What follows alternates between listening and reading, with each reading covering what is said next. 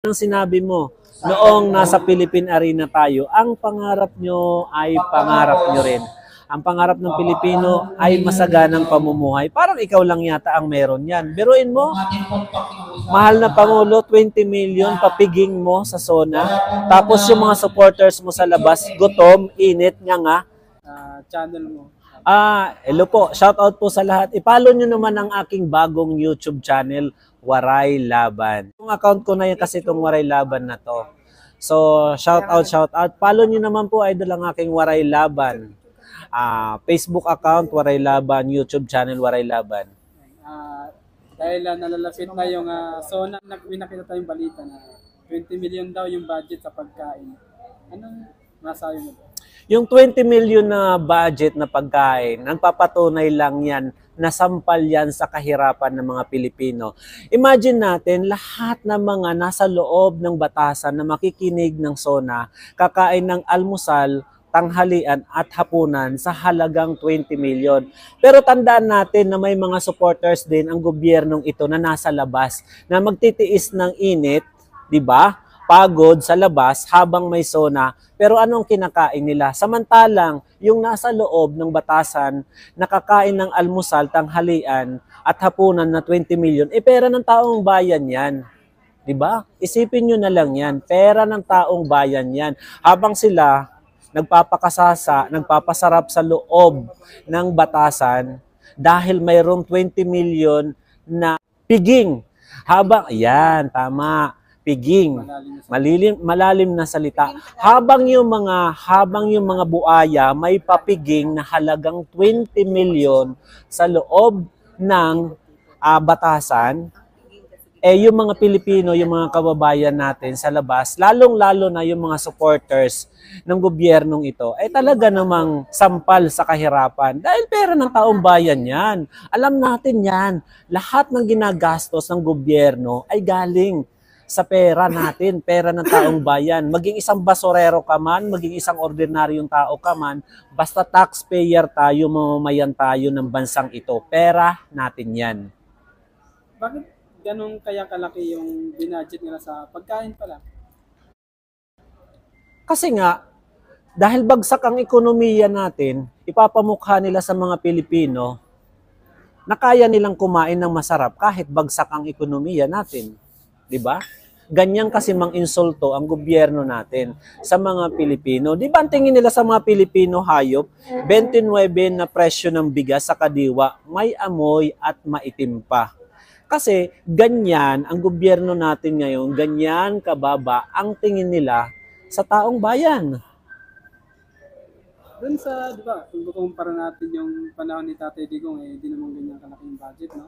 So, para sa'yo, ano yung pinagkaiba nung panahon ni Tatay Digong at panahon ngayon ni BBM? Kasi tama ang sinabi kasi ni Tatay Digong noong campaign period pa lang na si BBM ay isang spoiled brat. Spoiled brat, 'di ba? Sinabi ni Tatay Digong yan, spoiled brat. Walang yan. Ang gagawin lang niyan, luho. Lulustayin lang yung pera ng taong bayan. Tama kasi sinabi ni sa panahon kasi ni Tatay Digong, ang presidente natin ay anak ng mahirap, alam yung pakiramdam. Alam niya yung puso ng mga Pilipino. So, 'di ba, 200,000 na budget sa SONA, yung mga pagkain pang mahirap. Pinararamdam niya na pantay-pantay lang tayo. Yung presidente natin is spoiled brat, anak mayaman. So, anong tingin niya? Di mata pobre. Tingin niya sa mga Pilipino, sa mga kababayan natin, yan lang ang dapat kainin nyo. 29 pesos na bigas, maitim na, may amoy pa. Pinagmamalaki ni Romualdez? Ay yung Romualdez rice ba o itong 29 pesos? Pinagmamalaki niya. Alam niyo si Romualdez, waray yan Alam niya yung salitang laon. Ang salitang laon kasi, pagpalay, masarap kainin yun. Kung laon alam natin yan. Kasi ang laon, stock yan. Kung palay, sa loob ng isang taon, iba-iba yung kulay niyan. Pero kung laon na bigas, ang tendency niyan, bukbukin, magaan, at may amoy talaga yan. Kasi hindi yan palay Ibig sabihin, old stock yan. Old stock na napaglumaan na hindi na kayang i-deploy sa public market. Dahil hindi na bibilhin yan ng mga sealer. Kaya, ang ginawa nila, ipapakain nila sa taong bayan na dapat itatapon na lang yan. Di ba? Patapon na yan. Ipapakain pa nila. Ang masaklap pa. Di ba? Pangmamaliit talaga yan sa mga Pilipino. Ano-ano ba ang bibili ng 29 pesos na bigas? Wala nang silang kakayahan. Unang-una, 4-piece beneficiary. Di ba? Senior citizen, PWD. Di ba? Yan yung mabibili ng bigas na 29 pesos. Pinapakita lang nga, ito yung bilhin nyo kasi wala na kayong kakayahan. Pakain na lang kayo ng gobyerno. Di ba? Pangmamaliit lang ang tawag niyan sa 29 pesos na bigas na ipinagmamalaki ni Tambawaldas. So, anong masasabi mo dun sa nakaraan lang nakakatapos na nakonsyerto sa palasyo para sa mga healthcare workers? Syempre, imaginein mo, 2 araw lang yun, 90 million yun, di ba? Tapos, yung 90 million, kung iisipin mo, saan ba dapat nilalaan yun? Di ba? Sobrang, sabi ko nga, ulitin ko, ang presidente natin, spoiled brat, mata pobre yan. Ginagastos lang ang pera ng taong bayan sa mga pansarili nilang interes, hindi kapakanan ng mamamayang Pilipino. 90 million sa concert doon sa loob ng palasyo. Isipin mo yan, tayo mga Pilipino, magmamahal ba tayo sa isang presidente na spoiled brat at ang tingin sa atin ay hayop, di ba? Papakainin lang tayo ng 29 pesos na bigas, samantala sila naglulustay ng milyon-milyon. Parang pakiramdam nila, tayo mga Pilipino, kung makapagbayad ng tax sa gobyernong ito, hindi natin pinaghirapan. Kasi, ano yan, kung iisipin talaga ng gobyernong ito, maraming dapat i-priority. Pero dahil puro lang personal na interest ang ginagawa nila,